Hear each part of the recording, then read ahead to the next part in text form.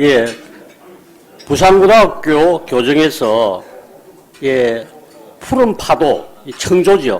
푸른 파도를 보고 꿈과 희망을 키워온 우리 재경 청조인들이 각 분야에서 전문가를 초빙해서 강연을 듣고 질의응답을 통해서 정치, 경제, 사회, 문화, 과학, 예술, 제반 부분에 대한 지식과 해안을 갖추고 이 동문들 상호 간의 정보 교류와 친목을 도모하기 위해서 1996년 12월에 청조 포럼을 시작한 지 26년 만에 오늘 300회를 맞이하게 됐습니다. 초창기인 1997년 말부터 98년 IMF 경제위기, 또 2009년의 금융위기, 또 2015년에 메르스와 2020년부터 만 3년 이상 계속되고 있는 이 코로나 팬데믹 현상에도 불구하고 사회적 거리두기 등으로 해서 모임 자체가 불가능한 경우를 제외하고는 우리 청조 포럼 행사를 한 번도 거르지 않고 300회를 맞이한 것은 자랑스러운 쾌거가 아닐 수가 없습니다. 어느덧 세월이 흘러서 제가 회장을 맡아야 되는 순번이 되었지만은 회장직을 수행할 만큼 건강 상태가 되지 않았고 아무런 역량도 없었습니다. 회장직을 맡기 한 9개월 전에 제가 아주 가벼운 뇌출혈을 경험을 해서 생명에는 지장이 없었지만은 이 후유증으로 좌측 손, 발, 다리, 어깨 등의 마비와 통증이 있었으며 또 제가 독서량도 원래 부족하고 연사 발굴이나 섭외 능력도 부족해서 과연 제가 회장직을 수행할 수 있을 것인가 많은 걱정을 안은 채 저의 임기가 시작되었습니다. 그러나 저보다도 더 편찮으시면서도 청조 포럼에 대한 애정이 남달리 크셔가지고 이 청조 포럼 끝난 후에 버스를 대절해서 당일 문학 소풍을 1년간 후원하신 우리 20회 김형국 고모님, 김영국 고모님께서 정말로 이 청조 포럼에 대한 그 애정이 남다르셨던 것 같습니다. 그리고 아직도 거의 50년째 현직에 계시면서 후배들에게 큰 힘이 되어 주시고 계시는 우리 주호석 고모님, 그리고 IT 사업을 활발하게 하고 계시면서 많은 연사를 소개하고 조언을 아끼지 않으시는 우리 박용수 고모님, 그 후배 사랑 덕분에 제가 용기를 갖게 되었고 또 지금 각규백 간사와 양중부 우리 사무국장의 그 헌신적인 도움으로 청조 포럼을 부족 하나마 잘 운영하고 있습니다. 또 김동길 고모님, 박영조 고모님, 또 이영일 고모님, 박태원 고모님, 최길정 고모님을 비롯한 많은 고모님들의 역대 회장님들의 격려와 지도, 또 각 기수 부회장들과 이 전직 간사 사무국장들의 아이디어와 도움으로 위기를 잘 극복하고 있습니다. 그 연사 소개를 위해서 제가 그 연사가 저술한 책이나 강연 주제에 관한 책 한두 권을 사전에 읽고 시작하면서 자신 있게 연사 소개를 하려고 노력을 했던 것이 하나의 어떤 즐거움이 되었습니다. 이 국내 우리 고등학교 동문들의 포럼 역사상 전무후무한 기록을 세우게 되는 청조 포럼의 300회를 기념하기 위해서 이번에 강연집을 단행본으로 발간하게 됐습니다. 이 강연집에 수록되는 각각의 강연 내용들은 당시의 시대 상황과 이 정치, 경제, 사회, 문화에 대한 주요 어젠다를 알려주고 있고 여전히 현재의 우리들에게 주요한 지침과 방향성을 줄 수 있다고 판단이 됩니다. 이 청조 포럼 300회 기념으로 발간되는 본 강연집은 단행본으로 출간해서 국내 주요 메이저 서점에 온 오프라인으로 배포해서 시중의 서점에 배포할 예정입니다. 그리고 각 기수별로 공동 구매해 주셨으면은 저희들 이 청조 포럼에 많은 도움이 되겠습니다. 많은 동문 여러분들의 많은 관심과 지원을 부탁드리겠습니다. 예, 감사합니다. 그 오늘의 그 연사 그 성당군 동문은 이 부산고 24회 동문으로서 1975년 서울대학교 전자공학고를 졸업하고 미국 텍사스 주립대학 그 전기 및 컴퓨터공학과에서 석사 박사 학위를 졸업하고 1986년 카이스트에 부임해서 30년 이상 교육과 연구를 수행해 오다가 2017년에 은퇴하였음에도 불구하고 아직도 명예교수로서 현역과 다름없는 열정으로 업무를 하고 계십니다. 그동안의 성 교수의 공적을 말씀을 드린다면은 첫 번째, 이 성 교수의 주 연구 분야인 정보통신망 기술 분야에서의 공적입니다. 1970년대에 백색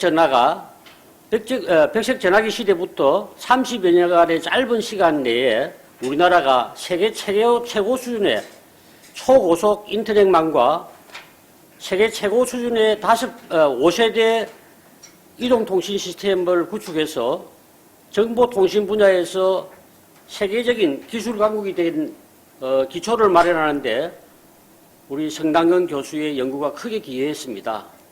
우리나라 정보통신 분야 강국으로서의 도약의 출발점은 1970년대 후반부터 1980년대의 성 교수의 디지털 전자교환기의 성공적인 개발과 운용이었습니다.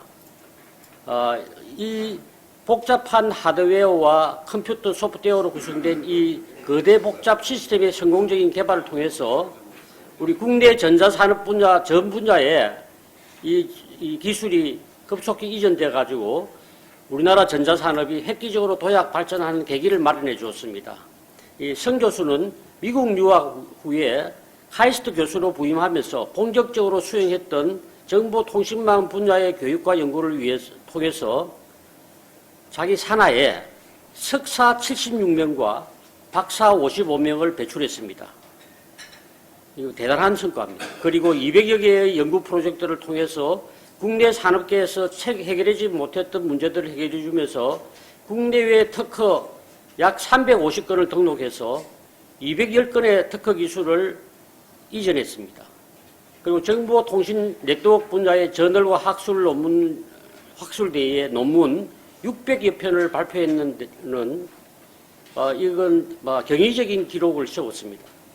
제가 생각에는 제가 고등학교 때도 옆에서 같이 지켜봤습니다만은 너무나 성실하고 해서 평생을 대입 수험생처럼 생활해 왔음을 입증해 주는 것이 아닌가 생각이 됩니다.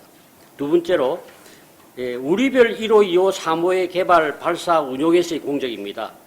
1980년대 말 국내 우주 분야의 불모지 상태에서 조기에 국내 위성기술 자립의 꿈을 안고서 미국 나사의 연구원이셨던 최순달 박사님을 중심으로 카이스트의 젊은 교수들이 모여서 한국 최초의 공학연구센터인 카이스트 인공위성연구센터를 1990년 카이스트에 설립했는데 그 당시 위성개발 사업의 테크니컬 매니저로서 우리나라 최초의 인공위성인 우리별 1호와 2호를 개발해서 1992년과 23년에 발사를 성공적으로 마무리 지었습니다. 우리별 1호와 2호의 성공적인 개발, 발사, 운영 경험을 바탕으로 해서 우리 고유의 한국형 과학기술 시험위성인 우리별 3호의 개발 사업 연구 책임자 및 인공위성 연구센터 소장으로서 수행해서 1999년에 성공적으로 우리별 3호를 발사하고 운용을 성공적으로 마쳤습니다.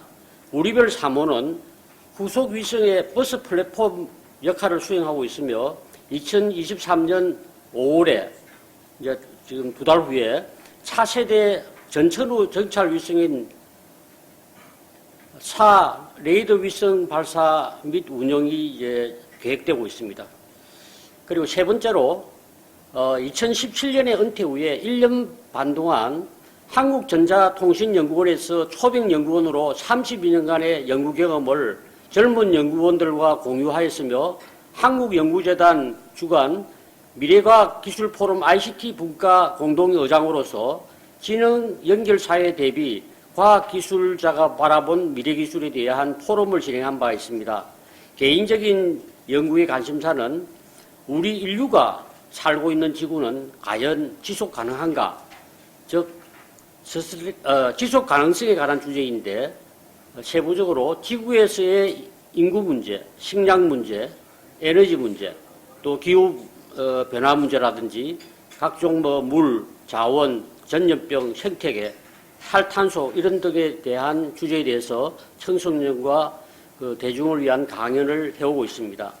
성 교수는 지금까지 교육 연구 활동을 통해서 다수의 상을 수상을 했는데 1992년 국내 최초의 우리별 1호 성공 개발 발사 운용으로 국민훈장 동백장을 수상했고 97년도 카이스트 연구발전상, 2000년에 카이스트 학술상, 또 2000년대 APCC 2000 베스트 페이퍼 워드 상이라든지 그 많은 상을 수상했습니다. 특히 하나 말씀드리고 싶은 것은 전자 분야에 특허 다수등록 교수로 수상을 했습니다.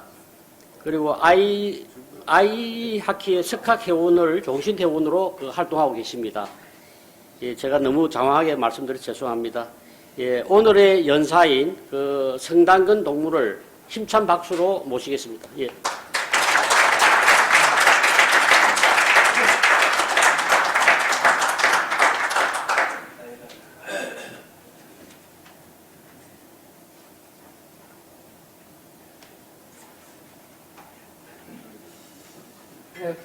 반갑습니다. 저는 24회 성당근입니다.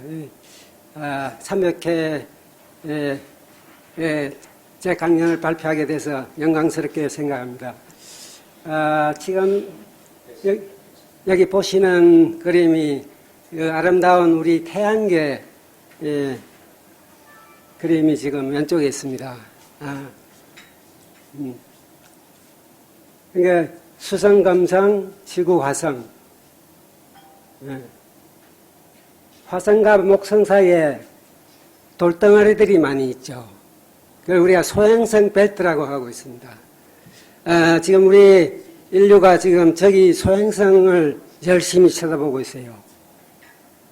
지구 자원이 고갈되면은 마지막으로 우리가 선택할 수 있는 것은 저 소행성으로 날아가서 거기에서 금을 캐고 백금을 캐고 금속을 캐와가지고 지구로 가져와야만 살 수 있는, 벌써 미국의 실리콘밸리 벤처회사가 벌써 하고 있고, 나사가 올 연말에 발사하는 탐사위성은 저 소행성 벨트 중에 이 $1000조 귀금속들을 품고 있는 돌덩어리의 소행성이 있습니다.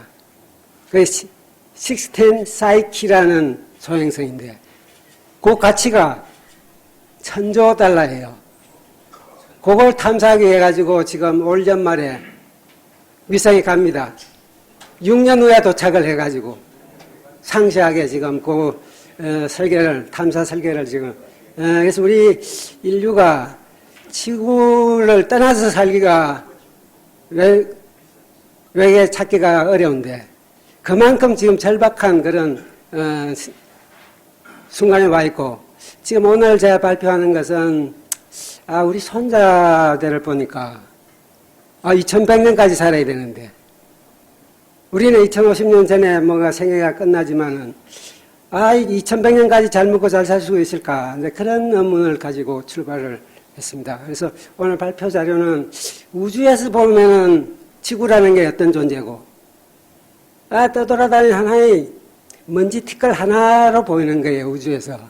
그 티끌 하나 속에서 우리 인류가 20만 년 전에 태어났는데, 우주 역사에서 보면은 우주 역사를 24시간으로 이렇게 압축을 하게 되면은 우리 인류가 그 먼지 티끌 속에서 태어난 시점은 자정 1초 전이에요. 24시간을 봐가지고.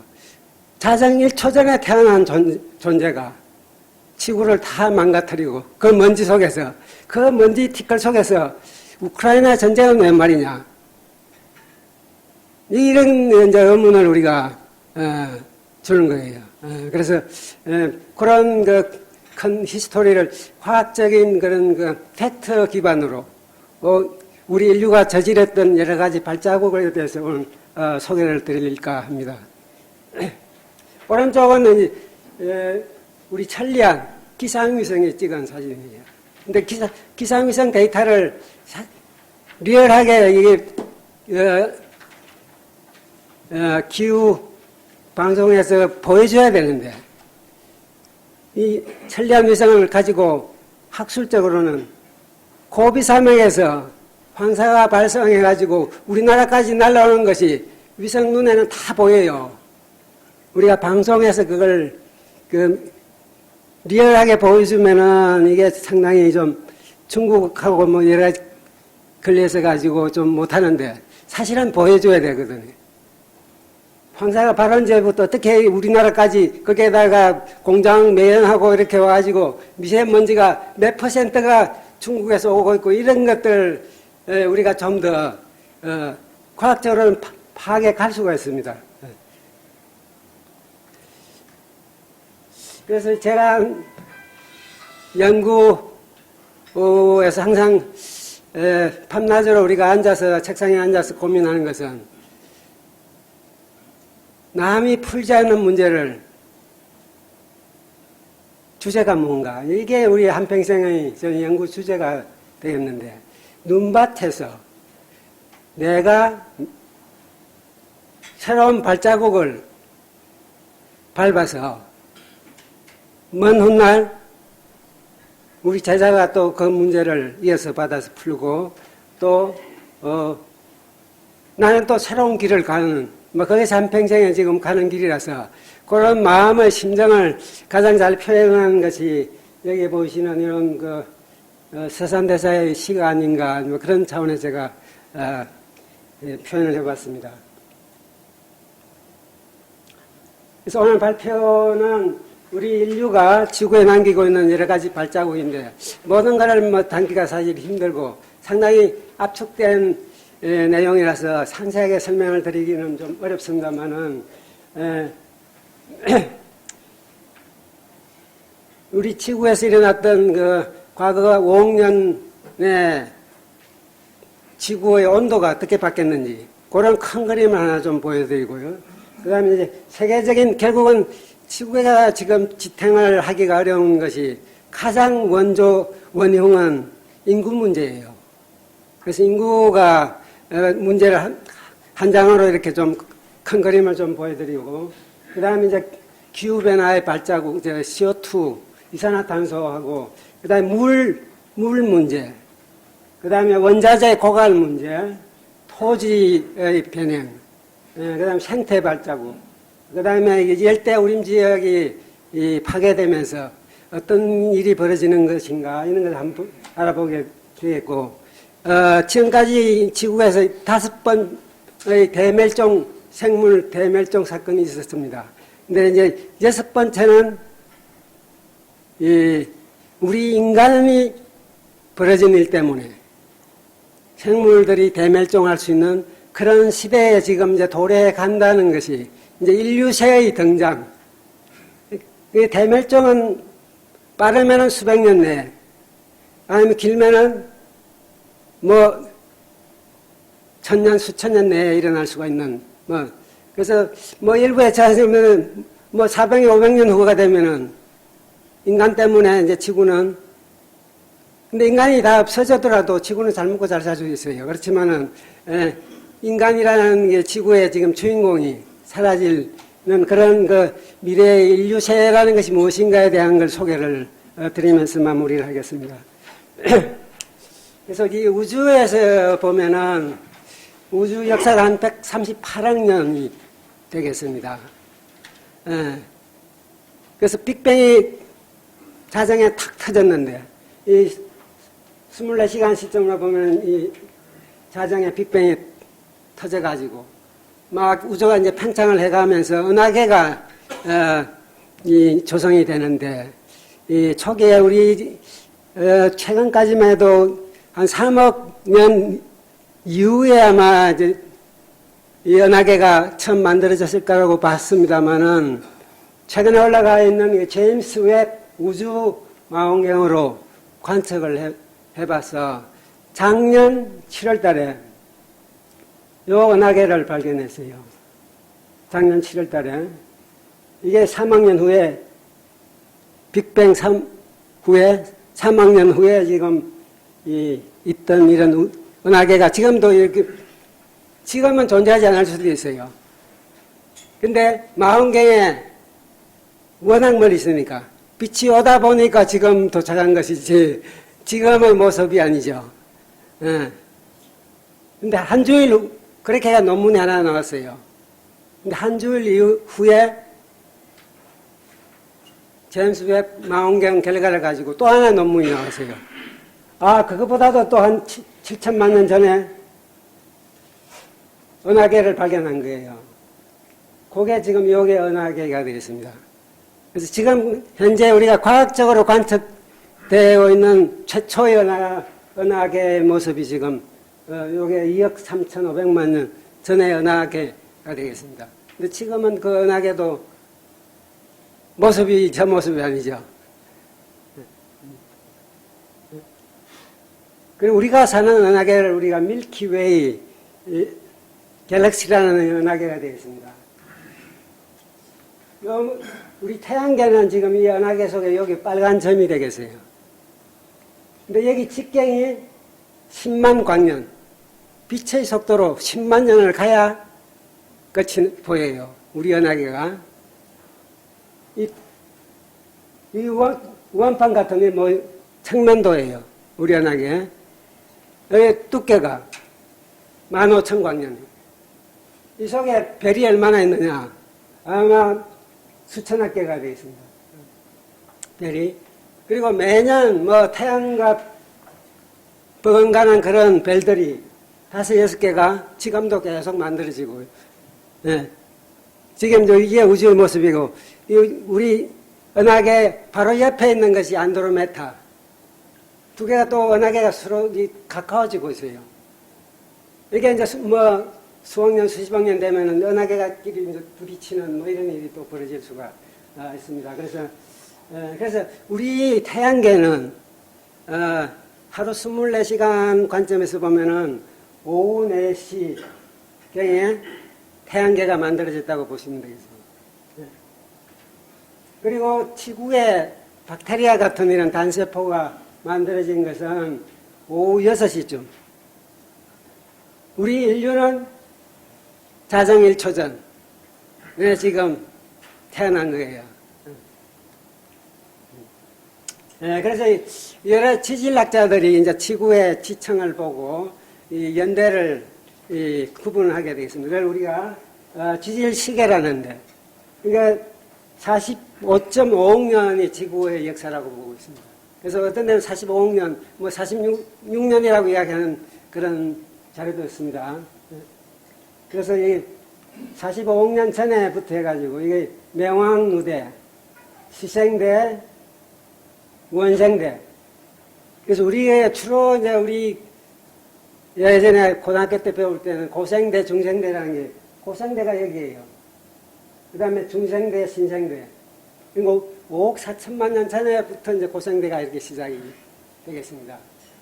그래서 지구의 생명체는 약 한 40억 년 전, 또 시때부터 이제 이 박테리아 같은 단세포가 나와가지고, 그 다음 진핵동물이 나오고, 다세포 동물은 15억 년 전, 동물은 7억 5천만 년, 식물 포유를 해가지고, 결국은 현생인류가 20만 년 전에 지금 등장을 하게 되겠습니다.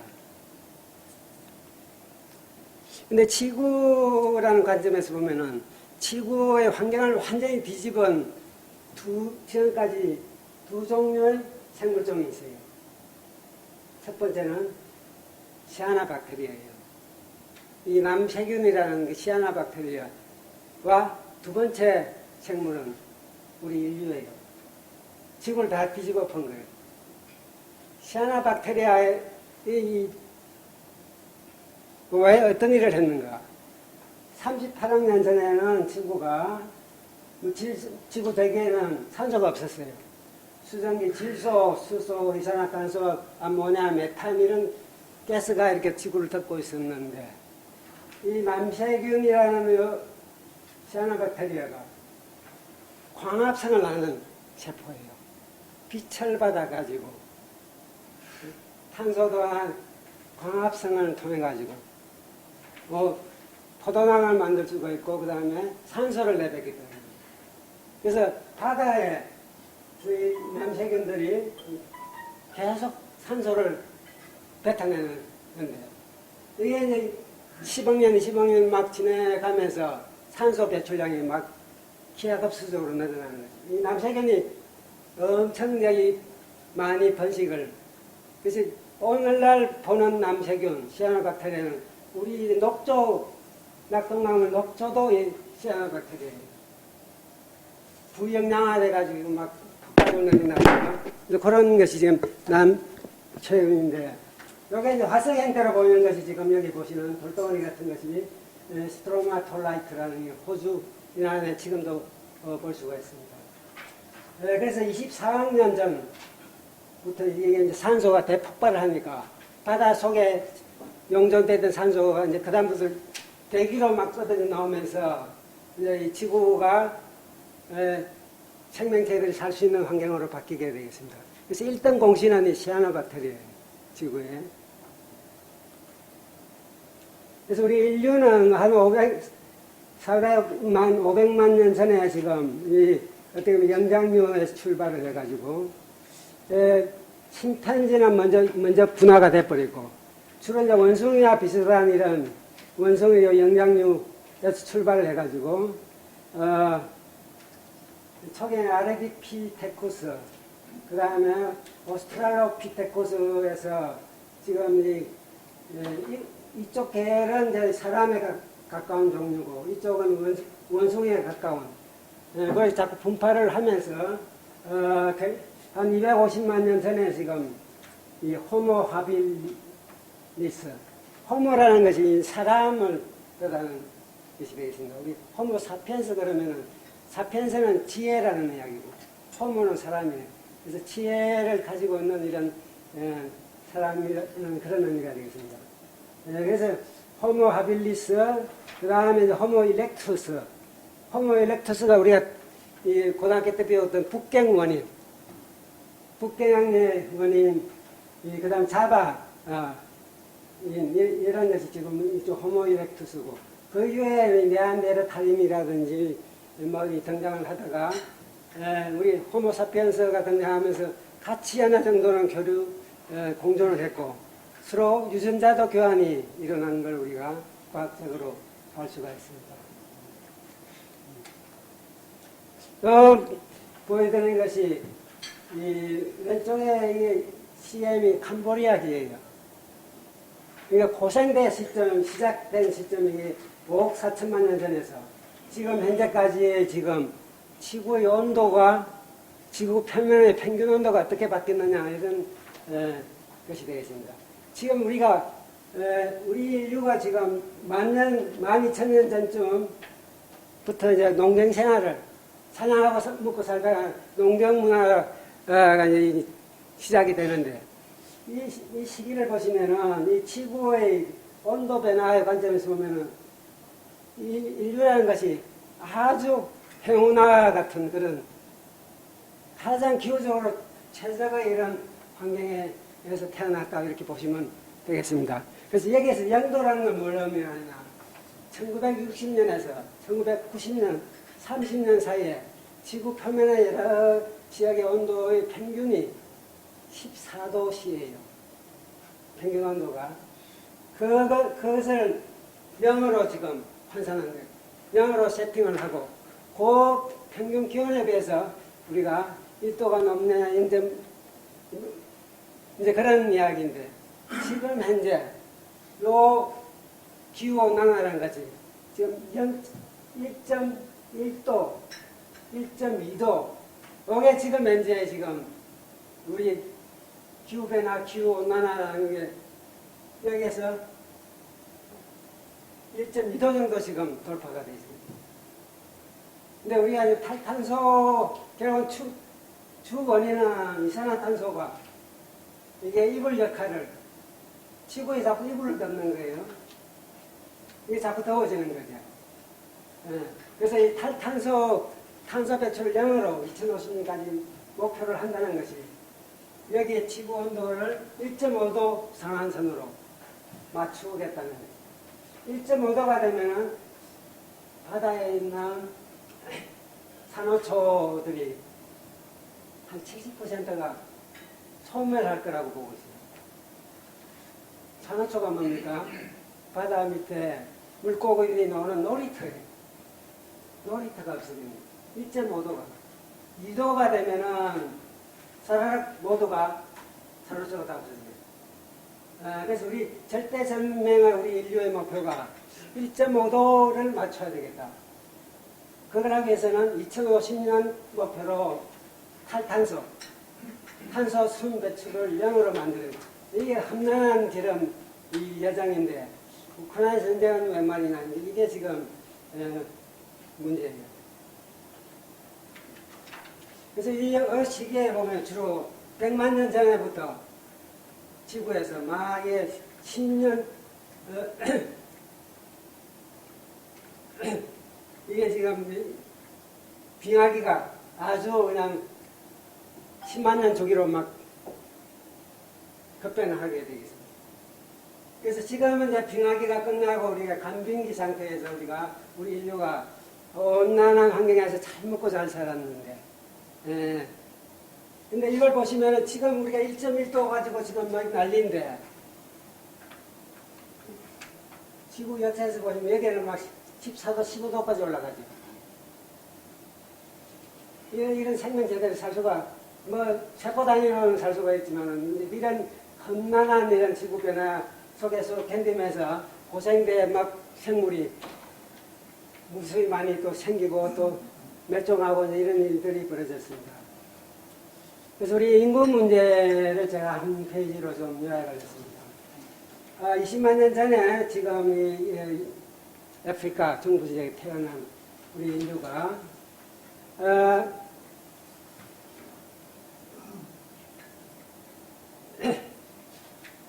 예수님이 태어난 그 시점, 지구의 인구가 한 1억 7천만으로 지금 예상이 되고 있어요.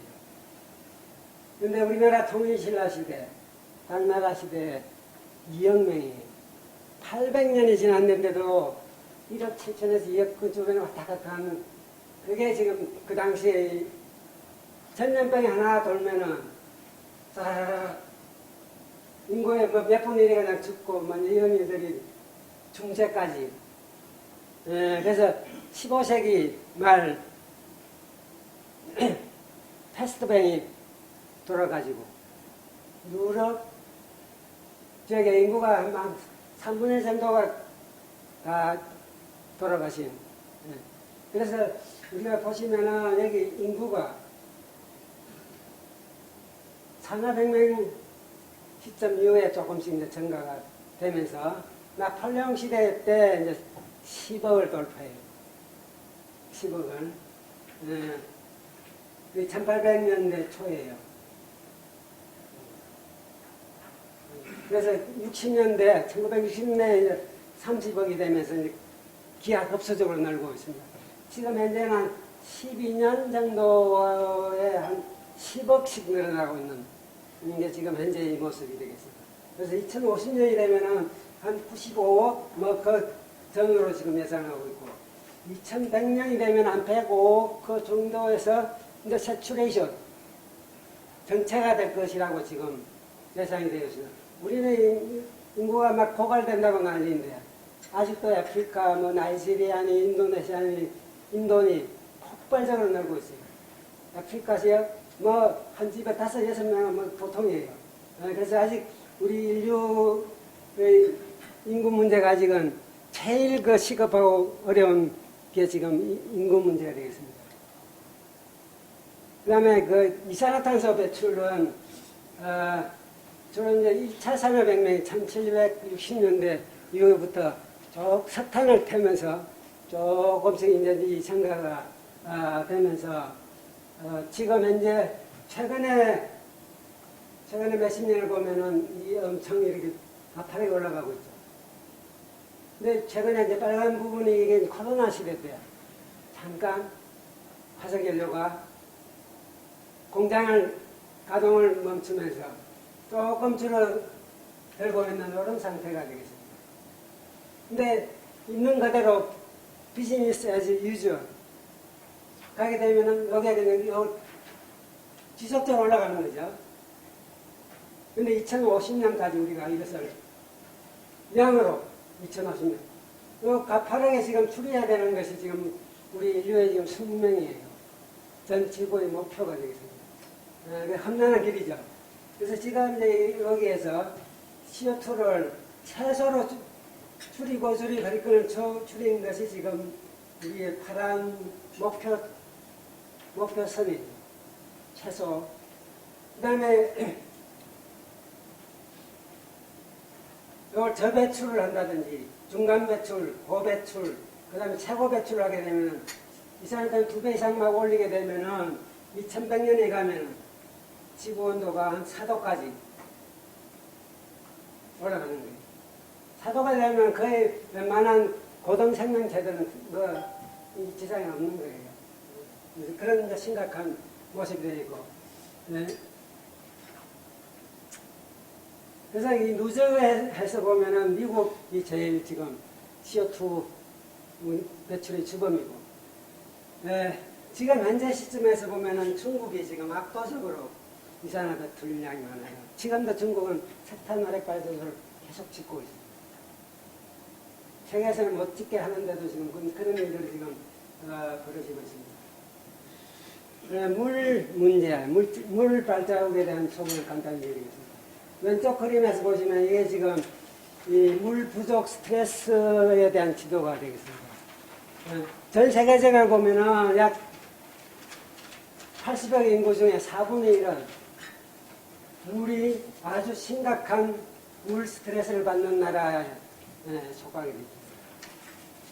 주로 아프리카, 중동, 인도, 아주 적색으로 되어 있는 이 부분이 극도로 지금 물 스트레스를 받는 거예요. 그래서 물 스트레스라는 그 지수가 있는데, 오늘 그 나라가 물을 얼마만큼 가둬놓을 수 있는 그 양이 있어요. 그건 이제 가용 수자원량인데, 그게 돼서 1년 동안 쓰는 양이 있죠. 디맨드, 요구하는 양이 있는데, 그것이 그 가용량에 비해서 40%가 넘느냐, 60%가 넘느냐, 그래서 80%가 이 가용 용량에 설 수 있는 이런 나라가 아주 거침한 이런 나라가 되겠습니다.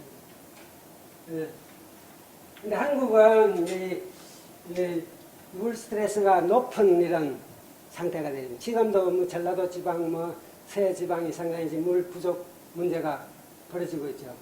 한국은 비가 한 1년에 한 1200, 1300mm 정도인데, 그냥 우기에 한꺼번에 내리고 땡 없어졌어요. 그렇기 때문에 지금 물 스트레스를 많이 받을 수가 없고. 근데 우기에 그냥 바다로 다 내려가 버려요. 실제로는 한 26%밖에 지금 우리가 쓸만한 물이 없는 상태가 되겠습니다. 그래서 지금 우리가 2050년에 봤을 때 한국은 물 스트레스가 40%, 아주 지금 이 스트레스가 심한 물 부족 국가로 지금 한국이 들어가게 되겠습니다. 지금도 이제 산업용의 물이 이제 엄청 많이 갈수록 또 수요가 늘어나죠. 그렇기 때문에 이런 문제가 지금 있는데, 아시아 전 지구적으로 보면은 물 문제가 조금 전에 심각한 걸 느낄 수가 있는데, 이쪽 아시아 지역에서 보면은 이 히말라야 산맥이라는 거예요. 요게 남극, 북극, 히말라야 산맥이 3극이에요.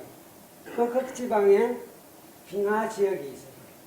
여기에 우리 인류가 먹고 있는 아시아 사람들이 먹는 13억 인구가 마시는 물이 히말라야 산 덕분이에요.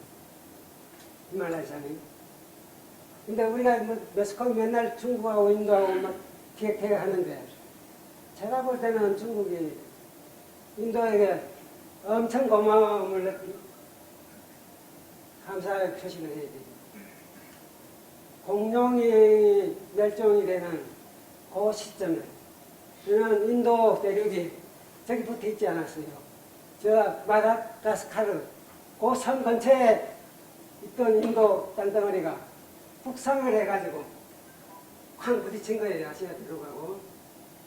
그러면서 그 히말라야 산맥이 하고 그다음 빙하가 만들어가지고 황하강이고 양쯔강이고 물이 지금 배분이 되는 거예요. 얼마나 고마운 일이에요. 네. 그래서 역사적 보면 그런 거예요. 지구 역사에서 보면.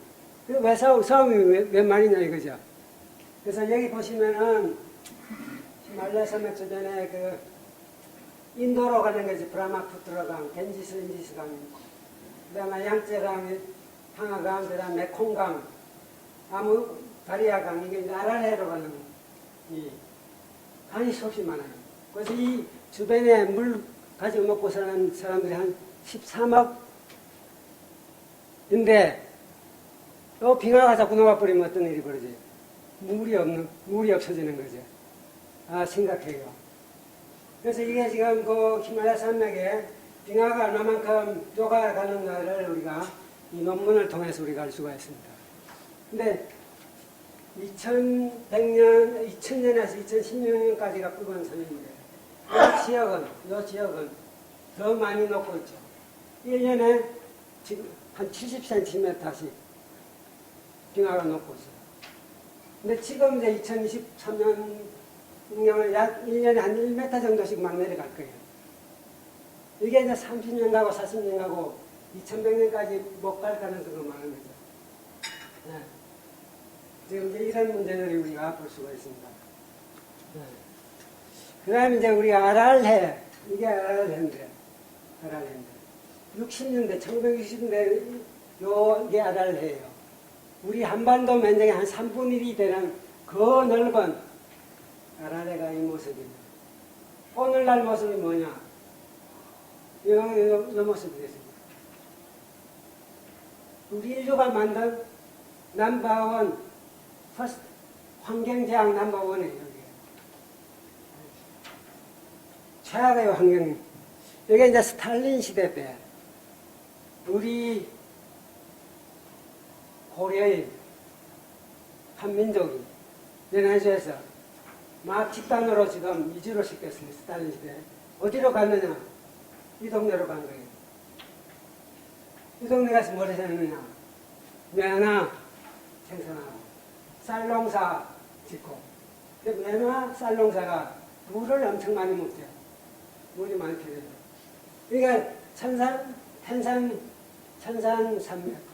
그 다음에 히말라야 쪽에서 내려오는 강물을 가지고 수로를 만들어가지고 물을 빼가지고 농사를 지었어요.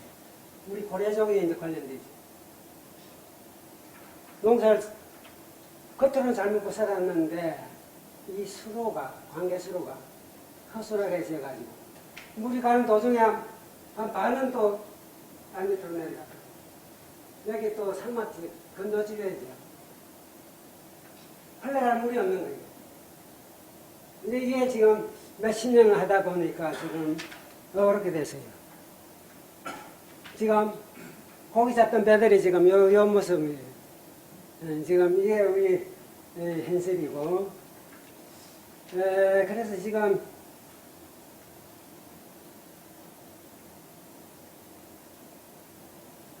우리가 청바지를 많이 입는데, 청바지 면화로 만들죠. 면화. 면화는 키우는데 물이 엄청 소비가 돼요. 한 벌에 청바지를 만들기 위해서 물이 7,000리터가 필요하거든요. 물을 그렇게 우리가 과소비를 세척하고 이 공정 과정에서 그렇게 물을 많이. 그래서 우리 인간이 다 저지르고 있는 이런 모습을 우리가 느낄 수가 있습니다. 이거는 미국의 지하 대수청이에요. 여기 지하 대수청. 여기 이제 짙은색이 있죠. 여기에 한 3분의 2 정도, 요게 오갈랄라 대수청인데, 사우스 데코다, 와이오밍, 여기가 네브라스카가 지하에 묻혀있는 물이 제일 많아요. 한 70% 가까이가 네브라스카주 이때 깔려있어요. 그 다음 캔사스주에 한 10%, 텍사스에 한 10%.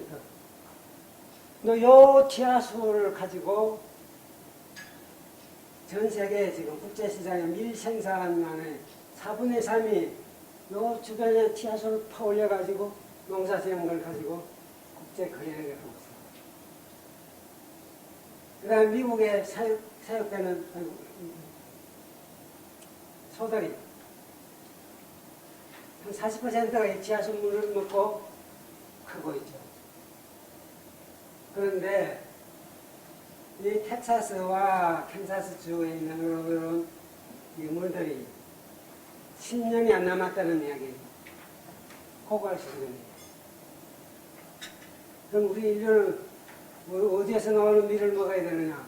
이런 문제가 있죠. 그래서 우리가 미국산 소고기 1kg을 수입했다.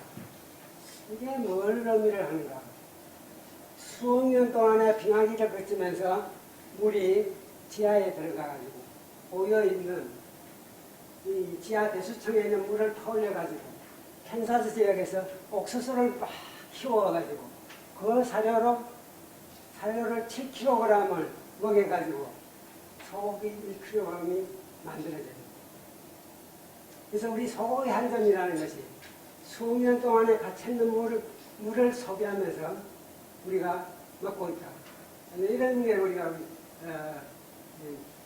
느낌을 우리가 알고 소고기 먹으면 이게 얼마나 귀중한 것인가를 우리 느낄 수 있겠습니다.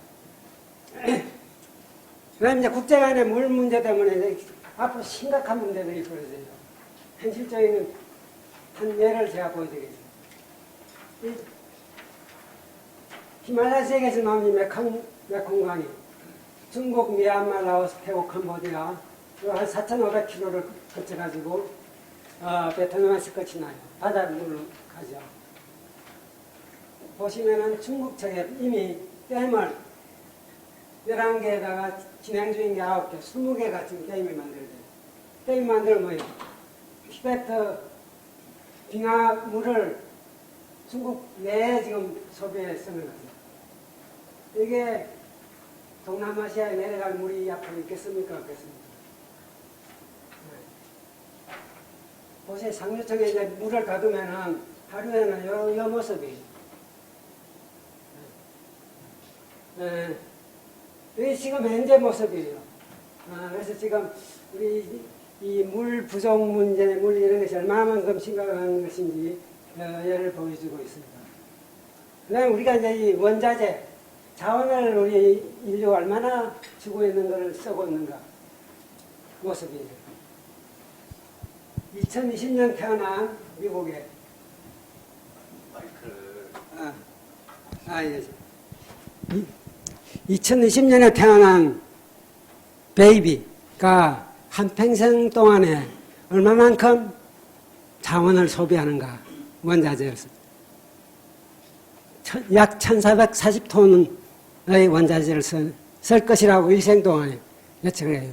10톤짜리 트럭에 150대 분량의 원자재를 쓰고 지구에서 사라져요. 상상이 좀 안 되죠. 이게 미국의 통계예요. 그 중에 지금 뭐 건물 짓고 한다고 돌멩이, 모래 이런 것들은 140만 파운드, 70만 킬로그램이 지금 소비가 되는 거예요. 1년간 미국 1인당 사용하는 자원량이 약 18톤이에요. 뭐 돌, 뭐 모래, 그러니까 주로 이제 건물, 이 건자재 이런 쪽이 워낙 무게가 무겁고 많이 쓰고 있는 자재가 되겠어요. 뭐 철강 석도 보면은 뭐 이게 120kg 시멘트 1년에 쓰는 양이에요. 지구에 살고 있는 우리 인류가 이렇게 지금 과소비를 하고 있다고 보시면 되겠죠. 그래서 우리가 이제 미국에서 보면은 이게 이제 1900년부터 현재까지 모습인데 여기 좀 대공황이라는 일이 경제적으로 위축됐을 때 조금 소비가 줄어들어요. 그렇지만은 특히 이제 2차 대전 후에 1950년대 이후에 보시면은 우리 원자재 쓰는 것이 그냥 익스포넨셜 지수적으로 지금 늘어나고 있다고 보시면 아주 심각해요. 광물 자원도 마찬가지죠. 이 지구 전체의 모습이에요. 1년에 지금은 약 한 35억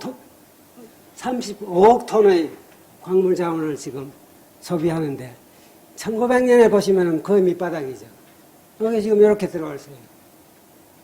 금이니 연이니 백금이니 뭐 희토리니 지금 다 몽땅 뽑아 지금 쓰고 있는 그런 모습을 우리가 볼 수가 있는데, 그래서 광물 자원이 얼마만큼 지금 남아있는가. 예를 들어 보면 금이라는 것이, 요 그림은, 금이 이제 36년이라는 것은 지금 세계적으로 1년간 소비되는 양을 기반으로 보면은 지구에 금이 지금 경제적으로 채굴할 수 있는 또 남아있는 연수는 36억 년이에요. 미국 사람이 2015년에 평균적으로 쓰는 소비량을 2분의 1 정도로 전 세계적으로 쓴다고 하면은 45년이 남아있다는 얘기예요. 백금은 얼마가 있느냐? 42년. 니켈 57년. 그러니까 이걸 보시면은 수십 년 내에 지구의 많은 광물 자원은 경제적으로 채굴할 수 있는 단계가 이제 넘어간다는 거예요. 그 다음에는 뭐냐?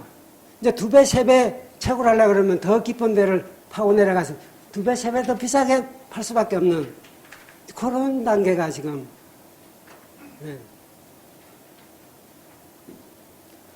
그래서 이런 걸 이제 학문적으로 여러 사람들이 이 원자재 자원이 어디에서 채굴이 돼가지고 물건을 만들어서 어느 나라에서 소비가 되는지 다 지금 통계를 내고 있어요. 그것이 이제 전체적인 그림이 이제 원자재 발자국이라는 그런 용어로 표현이 되겠습니다. 그래서 자원을, 원자재를 생산하는 쪽이 지역별로 있고 소비하는 쪽이 지금 있는데, 유럽은 생산은 12.9%인데 소비는 18.7%. 엄청 많이 수입한다는 이야기죠. 여기 이제 발자국을 따라서 다 추적할 수가 있습니다. 네. 그래서 세계적으로는 이제 평균은 약 10톤, 1년에 1인당 한 10톤, 한국은 한 20톤, 뭐 이렇게 되어 있습니다. 그래서 우리가 모두 가지고 계시는 이 스마트폰, 이게 이제 광물 자원의 집합소예요. 한 20가지 넘는 귀중한 광물이 이 속에 다 들어있어요. 근데 지구에 이제 더 광물 자원을 캘 수 없는 이런 단계가 되면 어떻게 되겠습니까? 기존에 있는 장비 속에 있는 디바이스에 있는 그걸 다시 뽑아내가지고 재활용하는 방법밖에 없어요. 리사이클링.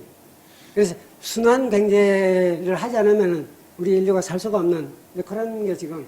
예. 그래서 뭐 세부적으로 한 20가지 되는데 제가 시간 관계상 사장을 생략이 되겠습니다.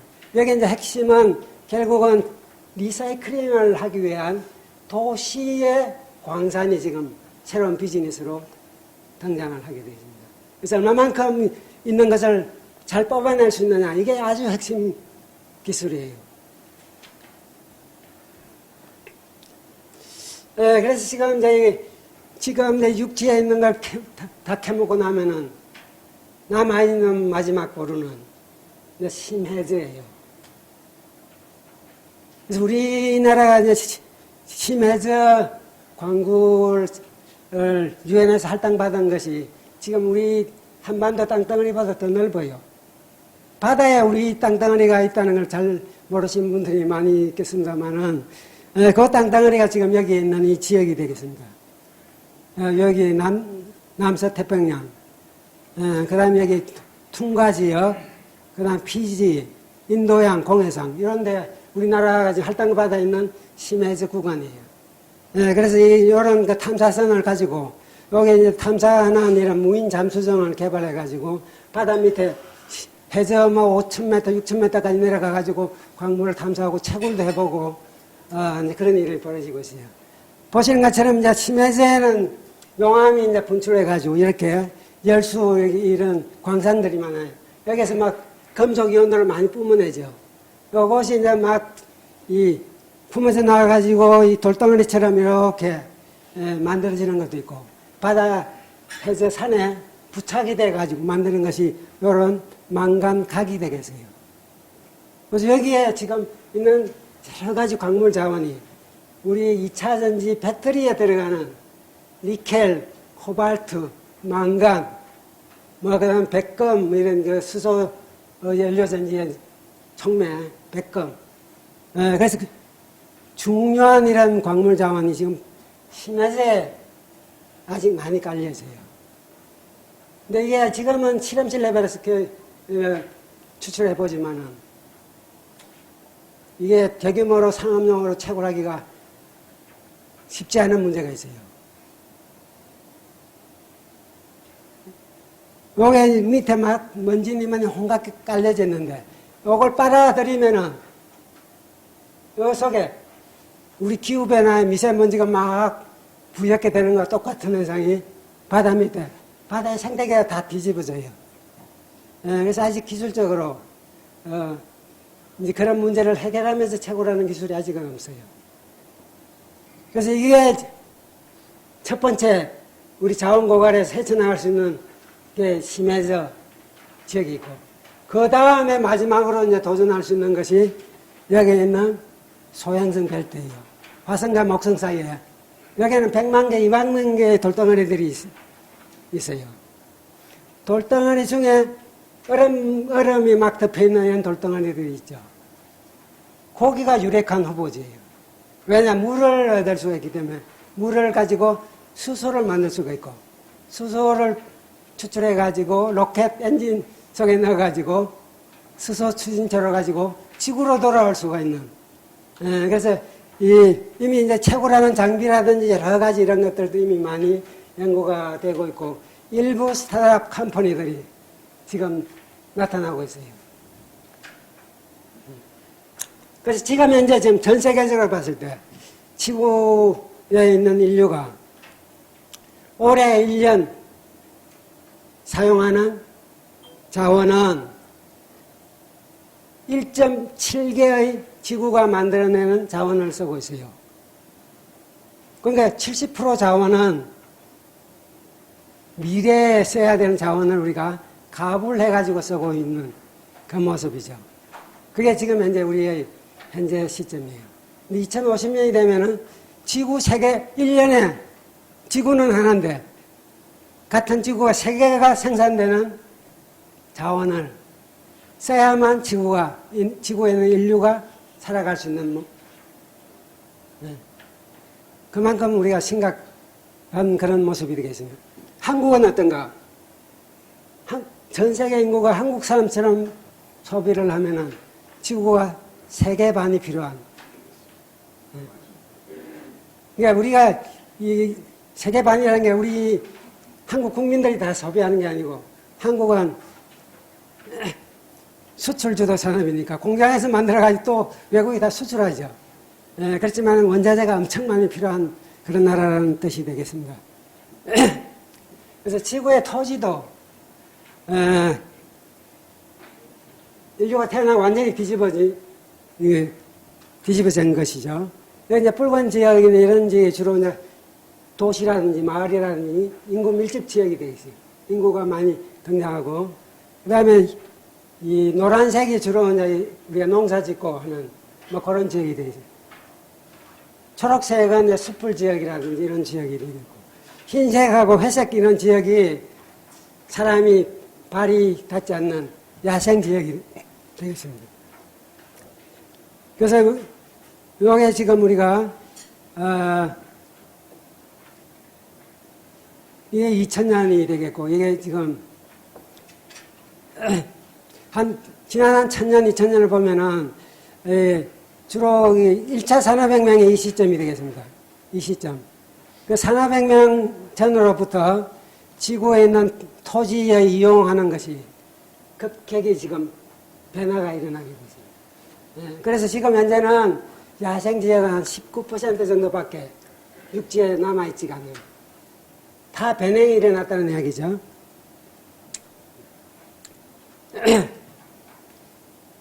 그래서 우리나라 그 생태 발자국 보고서를 보시면은 우리 한국이 한국이 자체적으로 생산할 수 있는 이런 여러 자원 능력에 비해 가지고 소비하는 것은 한 8배 정도 많다. 그러니까 나머지 7배는 더 외국에서 수입해가지고 또 물건 만들어가지고 뭐 또 수출하기도 하고 우리 소비하기도 하고 이제 이런 모습이 우리의 지금 생태 발자국이 되겠습니다. 그럼 지구의 이제 생태계가 얼마나 망가지는가에 대해서 제가 몇 장 자료를 좀 정리해 봤습니다. 아마존 열대우림. 열대우림 지역의 아마존 지역이 지구의 한 2분의 1을 차지하고 있어요.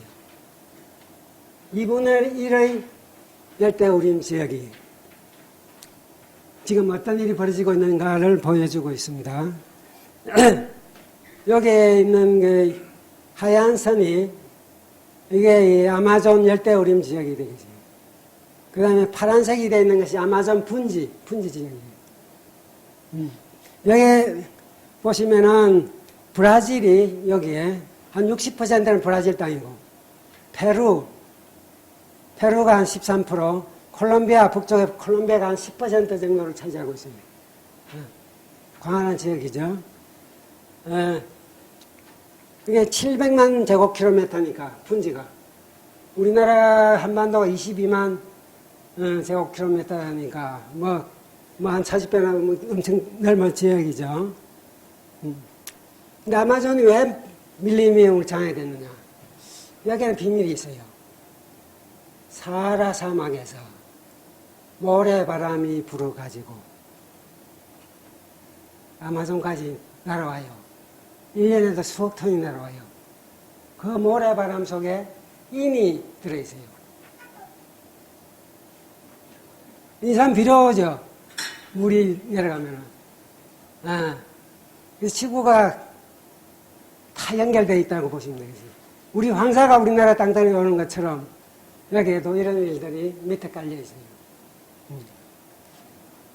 그래서 여기는 이제 거대 그 생물을 보존하는 그 보관소 같은 역할인데, 여기 보시는 것처럼 뭐 앵무새도 있고, 여기도 앵무새고 여러 가지, 그 다음에 독거미라든지 하늘 넓고 뭐 여러 가지 잘 보지 못하는 이런 생물들이 살고 있습니다.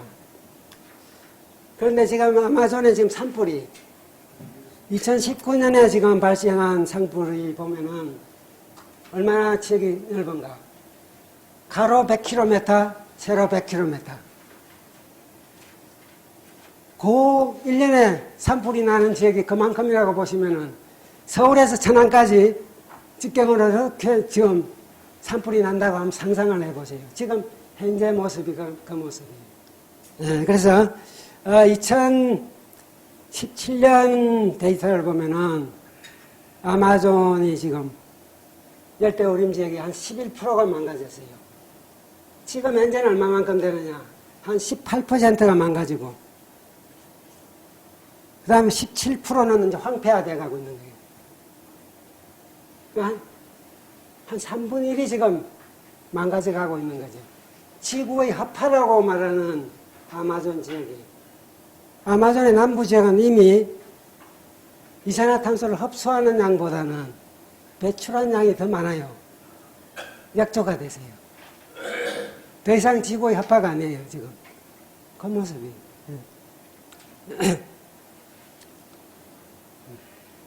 그 다음에 아시아 지역의 이제 열대우림 지역, 대표적인 인도네시아. 여기도 더 심각하게 지금 망가지고 있어요. 보시면 이게 세계 포유류 12%, 조류 17%, 뭐 이런 식으로 다양한 생물들이 살고 있던 인도네시아가 이 팜 농장들을 이게 야자수 키우고 뭐 이렇게 하면서 다 이제 산을 풀을 지르면서 우리가 생태계가 망가지고 있는데, 여기에 보시는 것처럼 여러 가지 뭐 스마트라, 호랑이, 우랑우탕, 뭐 컵불소, 뭐 코끼리 이런 여러 가지 멸종위기, 주로 이제 멸종위기라는 게 한 지구에 한 1000마리 이내에 남아있는 그런 동물들을 우리가 멸종위기 동물이라고 이야기를 하고 있습니다. 근데 거기에 우리 한국 기업들도 생각한 주역이에요. 여기 이런 지역은 파푸아, 예, 팜유, 여기에 지금 포스코, 대우 이런 데서 지금 막 산불을 내가지고 개간해서 팜 농장을 지금 만들고 있어요. 예. 예, 그래서 우리 이제 지구의 역사에서 보면 이제 우리 인류가 이 가축을 키우면서 지금은 지구의 그 포유류 같은 이런 생명체에서 보면은 사람 무게하고 가축 무게를 합치면은 지금 모든 포유류 생명체의 한 96%가 사람과 가축이에요.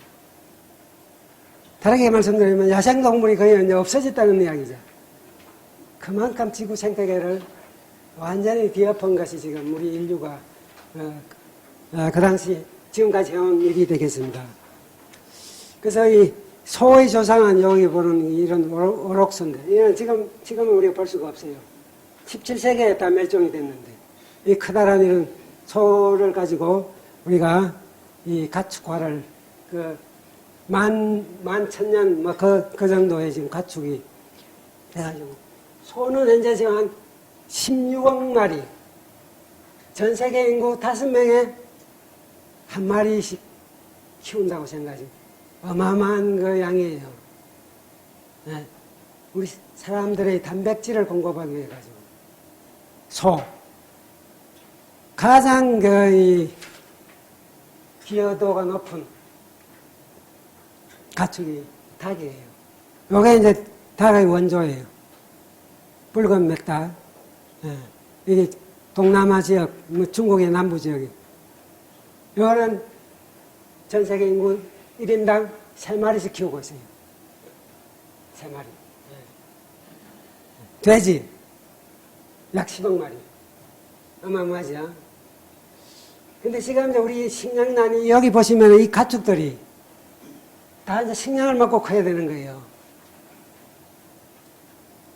소 1kg 키우려면은 사료가 7kg이 필요해요. 닭을 1kg 키우려면은 사료를 한 1.6kg을 먹여야 돼요. 돼지는 어떠냐? 1kg를 키우려고 하면은 약 한 3kg를 먹여야 돼요. 그럼 뭘로 키우는 게 제일 좋겠습니까? 닭이죠. 이게 이제 사료 효율이라는 이런 그 용어를 가지고 우리가 평가해요. 근데 소는 물을 엄청 많이 먹어요. 1kg를 소고기 만들려면 물이 15,000리터가 필요해요. 전체 물을 빨아들이는 어마어마하죠. 이 목축업이 이산화탄소 배출에 전 세계적으로 보면 한 18% 가까이 돼요. 여기에 지금 또 하나 심각한 문제, 메탄을 약 2억 톤 가까이 막 배출을 해요. 메탄은 이산화탄소보다 한 20배 더 독성이 강해요. 잘 없어지지 않아요. 소 되새김 하면서 메탄이 팍. 그래서 우리 과학자들은 이 메탄가스를 덜 발생하기 위해서 소에게 무엇을 먹여야 되는가, 이런 문제예요. 그다음에 우리 벼농사도 햇볕이 막 쬐면은 메탄가스가 눈에서 많이 나와요. 그래서 이 메탄가스를 또 감시하기 위해서 누가 배출하는가 감시하기 위해서 인공위성이 지금 떠돌아다니면서 연구를 하고 있어요. 그래서 세계는 상당히 바쁘게 돌아가고 있습니다. 그래서 이런 생물종들이 멸종되어 가는 것이 결국은 우리 인간들이 뭔가 경제 활동을 하면서 결국은 이 생물이 멸종되어 가는데, 그런 것들을 이제 분석한 논문들이 있습니다.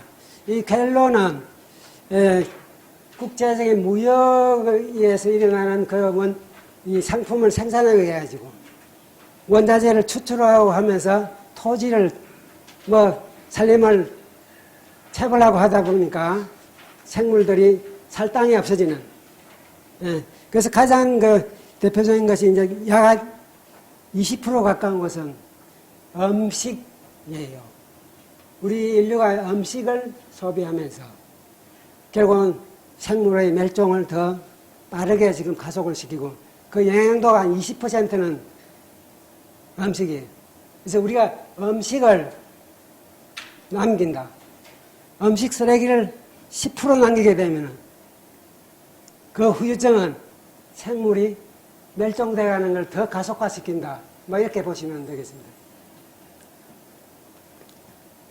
그래서 지구는 지금까지 이 고생대 세 번의 대멸종이 있었어요. 오르도비스, 대봉기, 페름기. 그래서 역사상 가장 최악의 대멸종 사건은 이 페름기에 등장해요. 그 다음에 중생대에 트라이아스기, 백악기. 백악기에 이제 운석이 떨어지고 멕시코 떨어져가지고 뭐 이 공룡이 대멸종되는 것이 지금 요 5번째 대멸종이에요. 그래서 이제 우리 지구는 6번째로 지금 다가가고 있다. 뭐 이런 모습이 되어 있고. 그래서 6번째는 우리 인류에 의해서 출발한 문제 때문에 대멸종이 일어나는.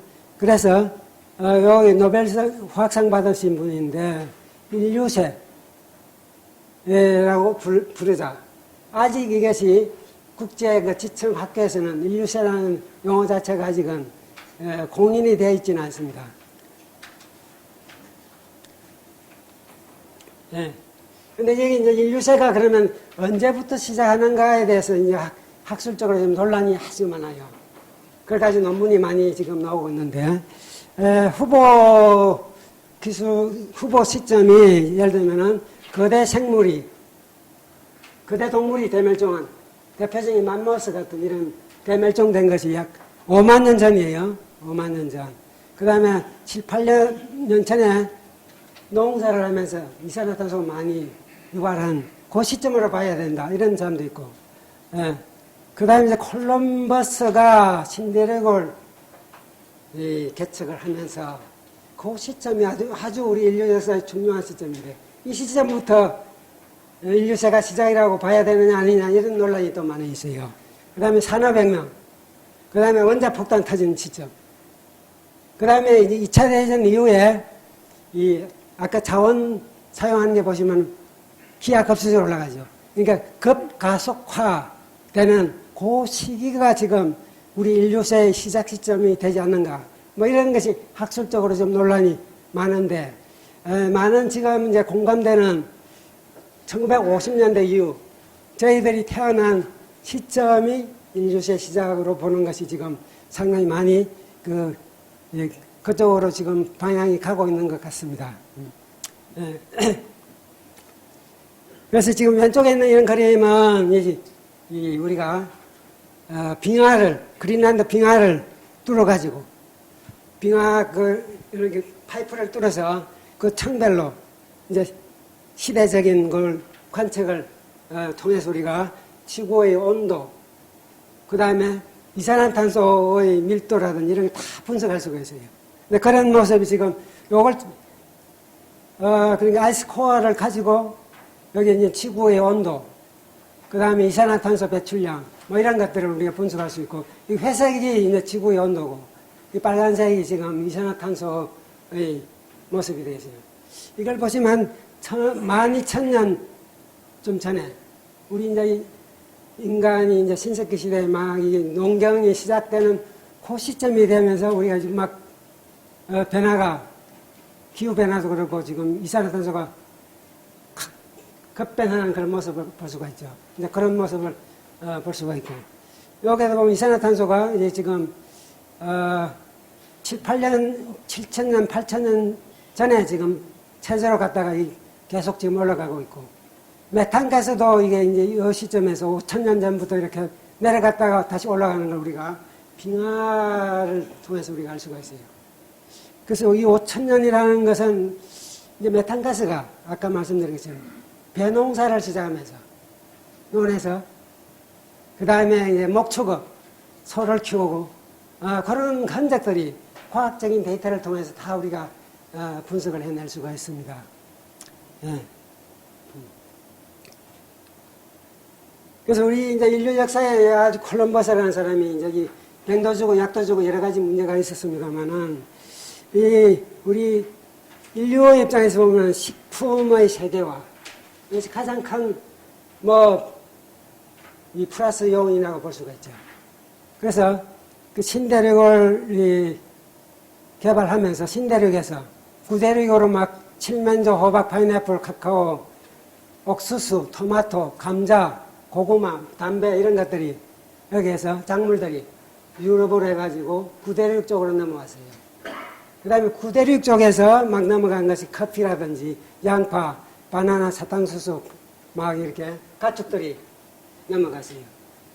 그래서 이게 이 유럽의 북부 유럽 지역 사람들이 먹을 식량이 없잖아요.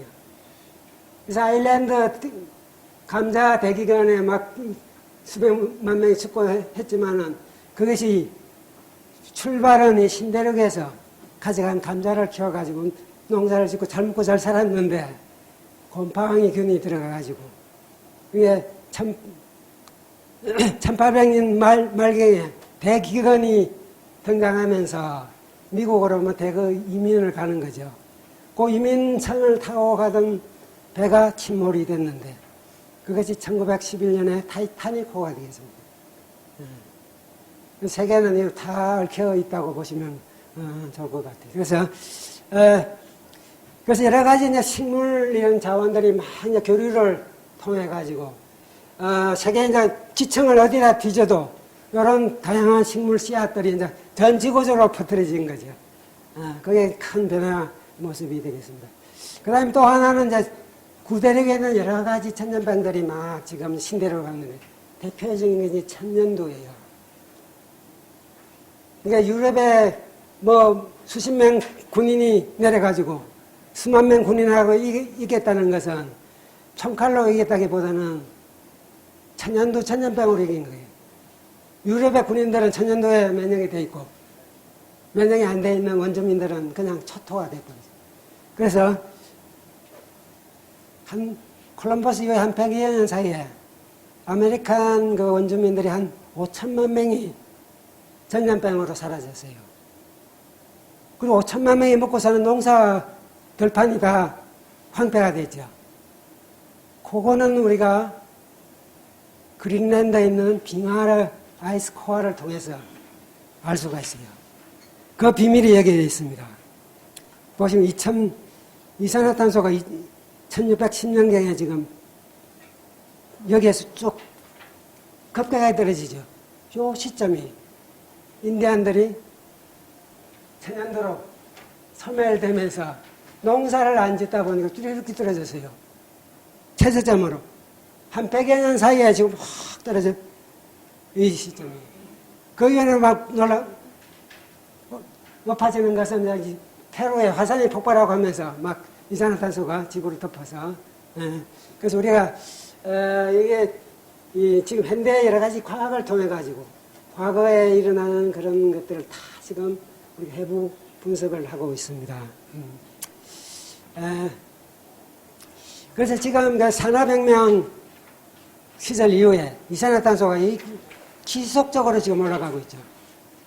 지속적으로 올라가는 특히 아까 원자재 사용하는 것도 1950년대 이후가 급격히 올라가는데 CO2도 똑같아요. 이만큼 가파르게 올라가죠. 지구 온도도 지금 이렇게 가파르게 올라가고 있어요.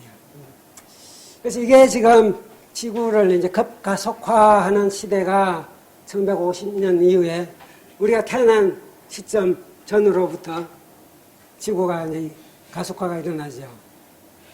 이게 이제 최근 논문인데, 작년도 논문인데, 보시면 지구의 대형댐이 한 6만 개가 15m 이상 되는, 그게 강물이 지금 제 갈 길을 못 잡고 있어요.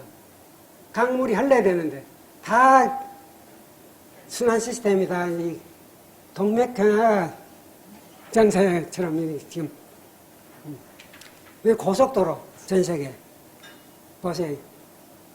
이렇게 닦아내니까 뭐 지구에 있는 자갈, 뭐 모래, 뭐 나만 돌지를 못하죠. 석탄, 토양 침식, 오염, 그 다음에 농약, 그 다음에 방파제, 해안 침식, 플라스틱도 이것도 지금 제가 자세히 다루지는 않았습니다만은 시멘트 보세요. 50년 전에는 1년에 1억 3천만 톤 세계적으로, 현재는 40억 톤. 콘크리트 270억 톤 1년에. 근데 콘크리트, 시멘트가 1kg를 만들려면은 이산화탄소가 그 1kg를 내뱉어야 돼요. 어마어마하죠. 그래서 우리 탈탄소가 진짜 가능한가? 참 회의적이에요. 지금 우리가 그래서 자세한 걸 뭐 제가 소개를 드리지 않겠습니다만은 여기에 이제 이 부분은 인류와 가축, 가건무의 생물량이 1억 6천만 톤인데, 이거는 지구에 있는 모든 그런 그 포유류라든지 이런 이 조류, 야생조류들을 다 합친 거에서 보면 한 96%가 차지하고 있다는 거예요. 다르게 말씀드리면 한 4%만 야생 생물이 지구에 존재하고 있다. 그만큼 생물계도 사람 때문에 막 다 가축으로 다 바꾸면서 변화가 일어나고, 가축도 그러면 스스로 먹는 걸 해결 못하죠. 사료를 먹여야 되다 보니까 농사를 많이 지어야 되고, 그런데 땅이 더 필요하고, 이런 악순환이 지금.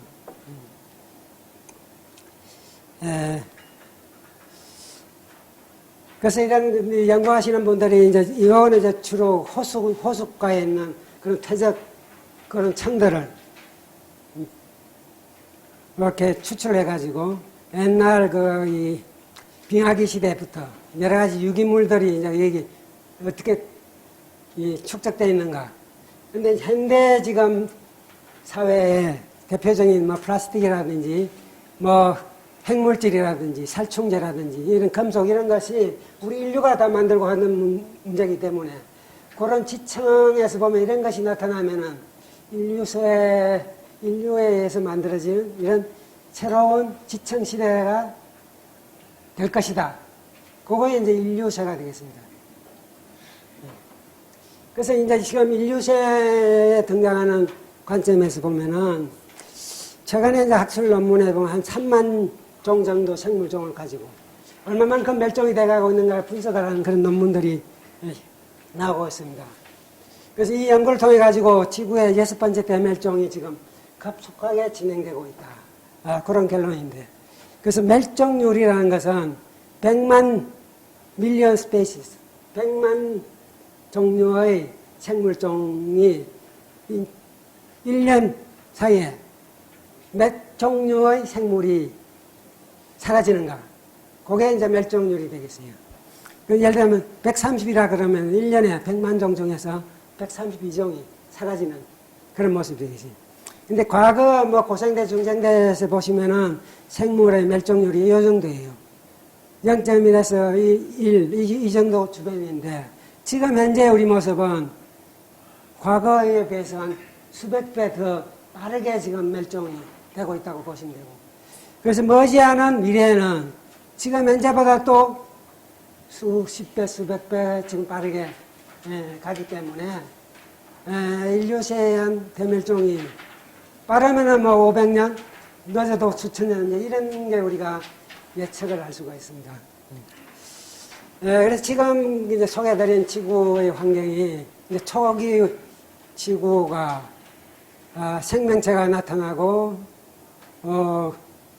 그 다음에 고생대, 중생대, 신생대로 가면서 정교한 생태계가 만들어졌는데, 자정일초전에 태어난 인류에 의해서 지금 다 망가지고 있는데, 최근에 아마 넷플릭스에도 있고 이 책이 나와 있어요.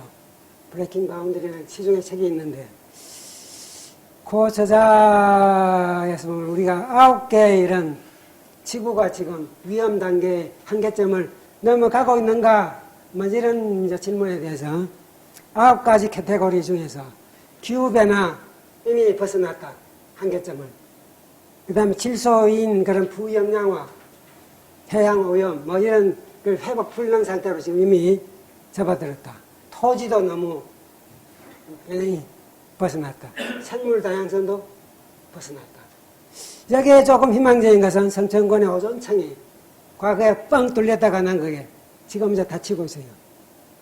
우리가 프레온가스를 국제적으로 금지를 시켜가지고 수십 년 지나니까 그 회복되는 가능성을 우리가 봤다는 거죠. 예. 그 마지막 페이지에 여기 있습니다.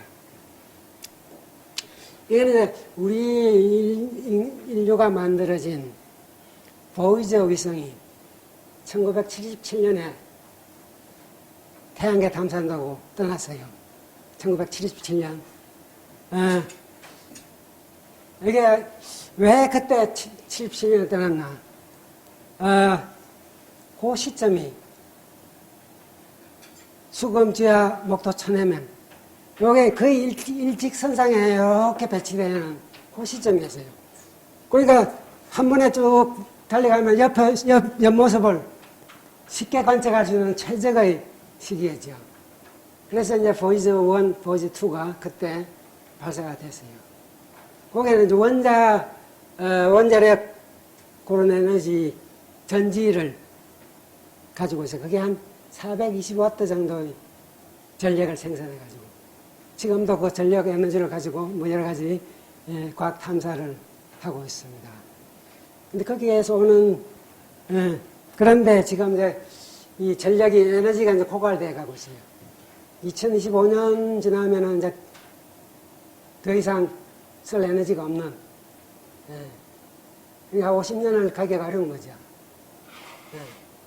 그 다음에는 이제 무동력으로 이제 간 데만큼 가보는 건데, 보이저 위성이 이런 황금 디스크를 안고 있어요. 요 속에 지금 뭐가 들었는가? 여기에 있는 거는 이제 이 황금 디스크를 싸고 있는 그 봉투고, 여기에 이제 이런 것들 사용 설명서를 이 그림으로 표현을 해놨고, 요 속에는 뭐가 있는가? 지구의 소리. 안녕하세요. 일어나라 인사말, 음악, 지구의 경치, 인체 해부도, 뭐 여러 가지 이제 우리 인류를 상징적으로 표현하는 것들을 그런 정보를 담아가지고 이걸 어떻게 해석할 수 있는가, 어떻게 분해해가지고 사용 설명서를 이런 그림을 통해가지고 먼 외계인들이 혹시나 나중에 딱 봤을 때 이제 그런 걸 우리 인류의 염원을 안고 지금 떠나가고 있습니다. 그런데 지금 이제 이게 태양계예요. 태양부터 선왕성까지 지금 통과. 지금 요게 지금 태양계의 바운더리가 이제 벗어나는 거예요. 네. 태양계 이제 벗어났죠 이미.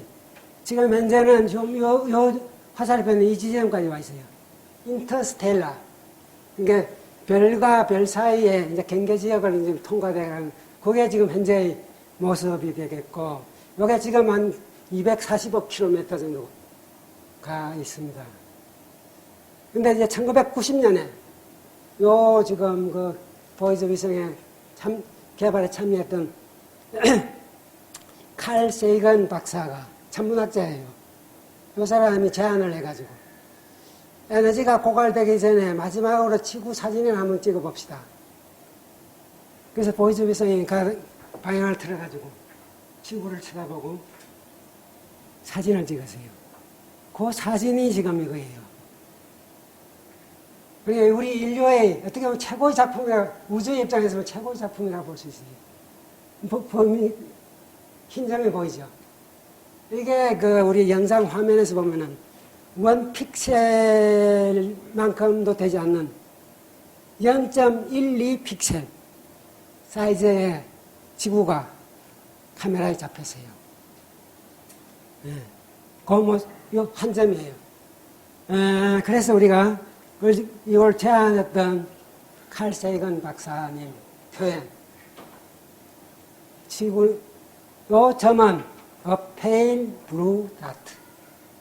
창백한 푸른 먼지와 같은 이런 것이 우리 지구의, 우주에서 본 지구의 모습이구나. 이런 먼지 톨에 사는 지구에 전제는 웬 말인가? 예? 왜 아웅다웅 싸우면서 우리가 살아야 되는가? 이런 것이 지금 이 보이저 위성이 만약에 지구에 있는 우리 인류에게 말을 한다면 어떤 질문을 할 수 있을까? 보이저 위성이 지구의 인류에게 묻는다. 이 부분이 제 발표의 결론이 되겠습니다. 자정 1초 전에 태어난 인류가 왜 병들고 창백한 지구 환경을 만들어가고 있습니까? 지구상의 최상위 포식자, 인간들, 도대체 당신들은 누구인가요? 도대체 무슨 일을 저지르고 있습니까? 인류에 의해서 만들어지는 새로운 지질 시대인 인류세의 시작으로 지구상의 6대 생물 대멸종으로 나아가고 있는 것이 아닌가. 우리 인류가 지배하고 있는 지구 환경은 진짜 지속 가능한 것인가? 지구는 진짜 서스테이너블한 것인가? 이런 우리가 질문을 던지면서 강연을 마무리하고자 합니다. 감사합니다.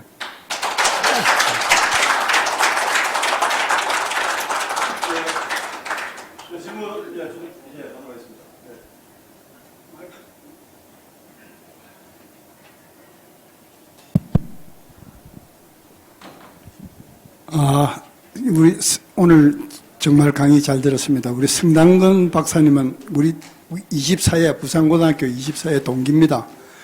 참 우리나라의 정말 유명한 석학이고 세계적인 석학입니다.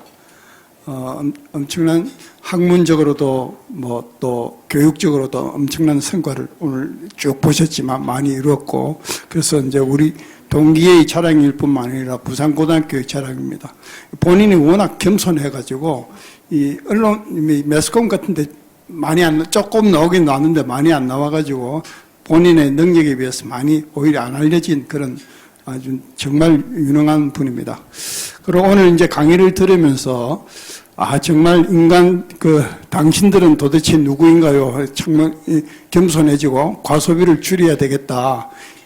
우리 이제 인류의 영속, 또 지구의 영속을 위해서 우리 많이 노력해야 되겠다는 생각이 들고, 숙연해지고, 존재가 부끄럽습니다.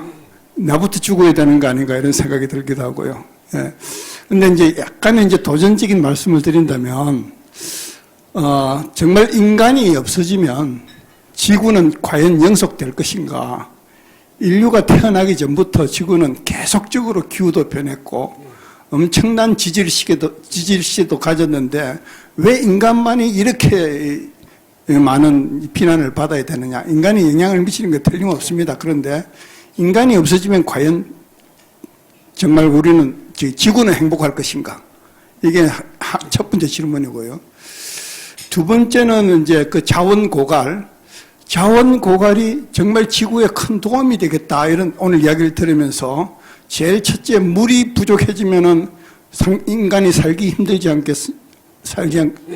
않겠습니까? 저게 정말 지구로서는 큰 위안이 되겠구나. 또 자원이 고갈이 되면 또 나중에 자원 때문에 서로 이제 다툼이 있을 테니까 전쟁도 일어나고 하면서 인류가 줄어들지 않겠습니까? 그러면 한 1억, 지구가 보니까 한 1억 정도 수준이면 지구가 견딜만 할 것 같아요. 지금 100억 정도 하는데, 그러면 지구가 과연 행복해질 것인가? 지구한테 묻고 싶습니다. 이상입니다. 아이고, 감사합니다. 좋은 질문 하셨네요. 아마도 어디 히스토리 채널인가, 아마 그런 주기적으로 한 번씩 방송하는 다큐가 있어요. 지구가 멸망 후에 어떤 일이 벌어지는가. 저도 자세하게 그걸 보진 않습니다만은 상당히 우리 인간들이 생각하는 것보다 훨씬 빨리 지구 생태계가 다시 복원이 돼 가는 걸 볼 수가 있어요. 그러니까 우리가 키우던 야생 가축들이, 야생이 아니고 가축들이 1차적으로 이제 야생화가 돼 가는 거죠. 지금 제주도에 들개들이 막 말도 잡아먹고 지금 노루도 잡아먹고 사람이 키우던 가축이었어요. 나름대로도 생존 전략으로 또 새로운 전략을 개발해가지고 그래서 이 인간이 그렇게 걱정 안 해도 지구 생태계는 빠르게 회복돼 가면서 아마 뭐 1000만 년 가지고는 안 되겠지만은 수억 년으로 생각하면은 지구는 아마 기후변화가 극심해지고 하면은 고등생물체들은 사라질 거예요. 기후변화에 견디지 못한 고등생물, 그런데 세포단이라든지 이런 이 저등한 이런 동물 차원에서는 지금도 지하의 광산에 지하 1km, 2km를 내려가가지고 땅 속에 보면은 그 속에 세포들이 살고 있어요. 아무리 핵폭탄이 뭐 10,000개가 떨어지더라도 그런 세포는 살아. 고등 생명체만 망가지고 없어지는 것이지. 예. 그래서 그래서 지금 이제 회복이 얼마만큼 빨리 되느냐의 문제는 있지만은 지구 생태계는 다시 서서히 복원이 될 거예요. 근데 빙하 시대 때 미국의 빙하가 얼마만큼 어떤 일이 벌어지는가 우리 예상하기가 쉽지 않은데 과학적으로 분석한 결과 뉴욕의 맨해탄의 높이 얼마 뭐 백 몇십 미터 이 정도 수준일 텐데 뉴욕 쪽에 그때 빙하 높이가 한 2km였어요. 상상이 되시나요?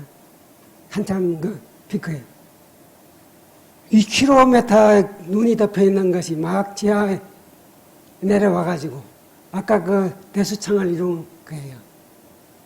그러니까 이게 수억 년 동안 일어난 그 변화를 가지고 지금 지구 생태가 갔는데, 그래서 지금 다시 회복이 좀 힘든 것은 우리 이제 석탄 같은 화석 연료가, 석탄은 고생대 석탄기에 산소가 엄청 많이 막 생산되고 하면서 막 이게 번창하게 하면서 이게 이제 섭지대에 파묻혀 가지고 석탄이 된 건데, 그런 옛날 같은 그런 화석 연료가 다시 재생이 뭐 석유는 재생이 될 수 있어요. 바다에 주로 이제 대멸종이라는 것이 바다에 있는 생명체들이 다 죽었고 바닷바닥에 깔려가지고 덮여 있다가 고압력을 받아가지고 압축이 되고 하면서 그 기름을 짜가지고 이게 결국은 땅속에 파묻힌 것 같은 현상이거든. 그래서 아마도 인류 세에 끝나도 수천만 년, 1억의 시점에서 보면은 이제 회복이 분명히 일어나고, 아시는지 모르시는지 모르지만 지금도 호주 땅덩어리가 1년에 한 3, 4cm 북상하고 있어요. 1억 년 후가 되면 한반도하고 호주 땅덩어리하고 부딪힐 수도 있어요. 중국 쪽으로 가 중국하고 부딪힐 수도 있어요. 지구는 멈춰 있는 것이 아니고 지속적으로 변화를 하고 있기 때문에 우리 단지 지금 오늘 발표는 우리 인간이 저질렀던 일이 발자국이 무엇인가를 보고 이걸 어떤 해법으로 풀어가야 되느냐는 사실 짧은 시간에서 하기가 좀 그렇습니다만 아주 좋은 질문을 해주셔서 감사합니다. 이사님